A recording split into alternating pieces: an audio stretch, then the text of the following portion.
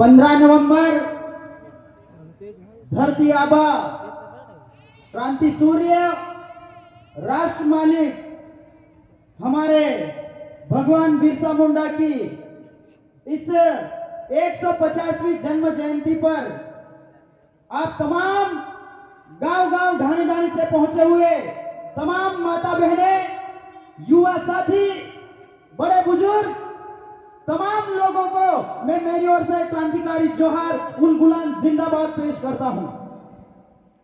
साथियों, आज हम सभी लोग इस भावना को लेकर के यहां पर आए हैं कि जो भगवान बिरसा मुंडा ने जो लड़ाई झारखंड के इलाकों में लड़ी थी, क्या वो लड़ाई सिर्फ झारखंड की धरती के लिए थी? तो इसका जवाब मैं आप लोगों को यह देना चाहता हूं कि ये जो लड़ाई थी वो सिर्फ झारखंड की लड़ाई नहीं थी, ये सिर्फ न देश की लड़ाई थी, ये पूरी दुनिया को बचाने की लड़ाई थी। वो इस तरीके से, क्योंकि जल जंगल जमीन की जब बात आती है तो सिर्फ आदिवासियों की बात नहीं आती है, सिर्फ भारत देश की बात नहीं आती है, पूरी दुनिया इस धरती पे निवास करती है।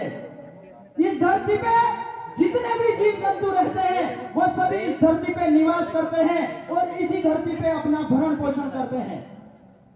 तो ऐसे में हमको यह समझने की जरूरत है कि बिरसा मुंडा की लड़ाई एक राष्ट्रीय स्तर की लड़ाई न रह करके अंतर्राष्ट्रीय स्तर की लड़ाई थी। आज बिरसा मुंडा ने उनका काम तो कर दिया, लेकिन आज हमारे सामने हमें कौन सी लड़ाई लड़ने की जरूरत है उसकी मैं बात करूंगा।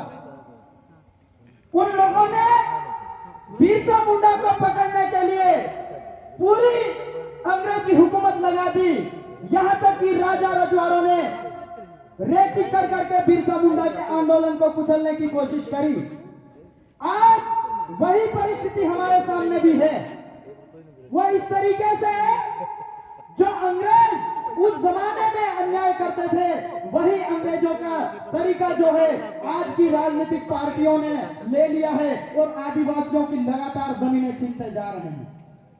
आज बिरसा मुंडा के समय में वो दीकुओं के खिलाफ लड़ाई लड़ते थे। दीकू कौन? वही सामंतवादी लोग, वही जमींदार लोग और वही अंग्रेज लोग जो लगातार हमारे जल जंगल जमीन के ऊपर अटैक करते थे। आज हमें हमारे सामने जो दीकू है उनको पहचानने की जरूरत है। जितने भी लोग हमारी जमीन को छीनवाने का काम करते हैं, हमारे जल जंगल जमीन को छीनवाने का काम करते हैं, वो सभी लोग आज हमारे लिए दीकू है और उन दीकुओं को हमको पहचानना पड़ेगा और उन दीकुओं को मुंह तोड़ जवाब देना पड़ेगा। जब तक हम एकजुट होकर के उन लोगों के खिलाफ लड़ाई नहीं लड़ेंगे, तब तक वो लोग इस कदर हमको संगठनों में बांट करके, वोट ले करके लोकतांत्रिक तरीके से हमारा शोषण करेंगे और हमारी जमीनों को लूट लेंगे। आज देश में संविधान लागू है, बंधारण है देश का, इसकी वजह से एक लोकतांत्रिक व्यवस्था के तहत वो लोग सदनों में जाकर के हमारे ऊपर कॉपी और कलम के माध्यम से शोषण कर रहे हैं। जितने भी कानून बनते हैं वो सदनों में बनते हैं, जितने भी कानून बिगड़ते हैं वो सदनों में बिगड़ते हैं। तो हम कौन सी लड़ाई लड़ रहे हैं? हम जमीन की लड़ाई लड़ रहे हैं, लेकिन जहां से कानून बन रहा वहां हमारे लोगों को नहीं भेज रहे हैं। हम उन लोगों को भेज रहे हैं जो उनके दल्ले हैं, जो उनकी छाटीवारिता करते हैं, उन लोगों को सदनों में पहुंचा रहे हैं। हम भले ही कह दें कि हम राजनीति नहीं करेंगे, लेकिन सच्चाई यह है आपके घर की हर एक चीज राजनीति से तय हो रही है, इस बात को नकार नहीं सकते। तो जब लोकतांत्रिक व्यवस्था के तहत इस देश में शासन व्यवस्था चल रही है तो हमको भी हमारी राजनीति तय करनी पड़ेगी और उस राजनीति को हमें ग्राम सभा के माध्यम से तय करनी पड़ेगी। यदि हमारी ग्राम सभाएं मजबूत हो जाएगी तो निश्चित रूप से हम हमारे ऐसे व्यक्ति को चुनेंगे जो जाकर के सदन में टेबल ठोक करके अपने अधिकारों की पैरवी कर सकता है और जितने भी विकास के नाम से जो प्रोजेक्ट आते हैं उनको रुकवाने का वहां पर बात रख सकता है। आज राजस्थान में हमने राजकुमार जी विरोध को सदन में पहुंचाया, जहां जहां मामले हो रहे हैं हर जगह वो मुखरता से सदन में टेबल ठोक के अपनी बात को रखते हैं। क्या यह चीज आपने की? नहीं की। इसलिए इस इलाके में आपको भी यह काम करना पड़ेगा। भले ही हम सामाजिक मिशन को मजबूत करना चाहते हैं, लेकिन बिना राजनीति को मजबूत किए सामाजिक मिशन को भी मजबूत नहीं कर पाएंगे, क्योंकि हमारे लोगों की इतने सालों के बाद ये आदत बन गई है कि जो लोग खिलाते पिलाते हैं उन लोगों को वोट दे देते हैं। हम गला फाड़ फाड़ के भाषण देते जाते हैं, वो लोग नहीं सुनते हैं। क्यों सुनेंगे? क्योंकि उन लोगों में इतनी शिक्षा नहीं है। जो बात हम कह रहे हैं उस बात को समझने के लिए भी एक स्तर की शिक्षा की जरूरत पड़ती है। उस शिक्षा के लिए हमको ग्राम सभा मजबूत करके हमारे एक व्यक्ति को आगे नेतृत्व के रूप में भेजना पड़ेगा और उस माध्यम से लगातार जन जागरण शुरू करने पड़ेंगे, भजन मंडलियां करनी पड़ेगी। जितने भी हमारे महापुरुष पुरखे हैं उनकी जयंतियां मना करके हमको लोगों को जागरूक करना पड़ेगा, तब जाके हम हमारे मिशन को कामयाब कर पाएंगे। आज बिरसा मुंडा ने, हम देख रहे हैं बिरसा मुंडा का भगवान शब्द लगा है। यह भगवान कोई उन धर्मों के भगवान नहीं है, यह असली भगवान है। भगवान माने क्या?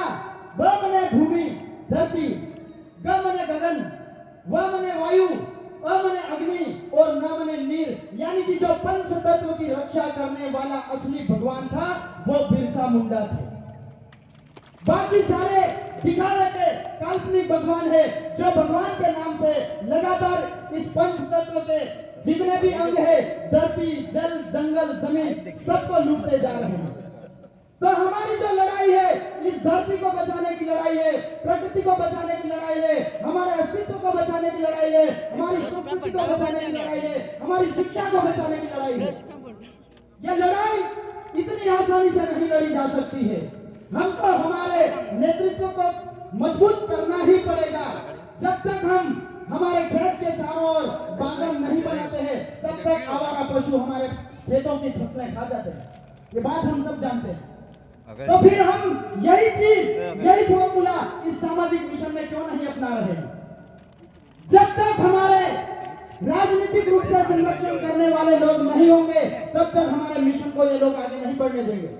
जिस दिन हम बागन बना लेंगे, हमारे खेत में कौन सी फसल होगी इसका हम निर्धारण भी कर लेंगे और वो फसल कट करके हमारा भरण पोषण भी करेंगे। तो इसलिए समय ज्यादा नहीं गवाते हुए मैं आप तमाम लोगों से यह आह्वान करता हूं कि आज के बाद सोचिए, हरदम सोचिए। जो 24 साल की उम्र में बिरसा मुंडा ने जो हमारे पूर्वजों को ध्यान में रखते हुए, उनका इतिहास जानते हुए उन्होंने जिस तरीके से हमारे समाज के हिस्से की लड़ाई लड़ी, उसी लड़ाई को हम अनवरत रूप से आगे बढ़ानी पड़ेगी। तभी जाकर के हमारे हर घर से बिरसा पैदा होगा और आने वाले समय में हमारा भील प्रदेश भी बनेगा, हमारे बच्चों की शिक्षा भी बचेगी, हमारी पीढ़ियां नस्लें सब कुछ बचेगा। तो साथियों, आपने मेरी बात को सुना, इसलिए बहुत बहुत आभार, धन्यवाद। मैं 2 लाइनें पेश करूंगा क्योंकि सारे लोग बोल रहे हैं।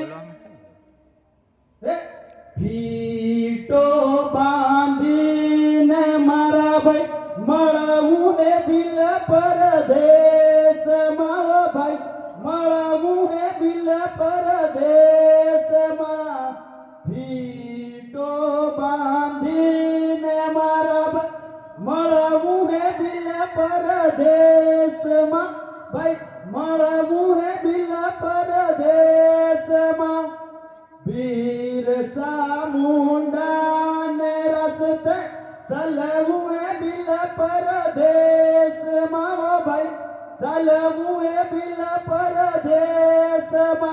जोहार, जय आदिवासी, जय भील प्रदेश, उलगुलान जिंदाबाद, जय बिरसा। धन्यवाद। बहुत बहुत धन्यवाद जयसिंह भाई, आपके ओजस्वी वक्तव्य से बहुत समाज को बहुत अच्छी जानकारी दी। मैं इसी के बीच में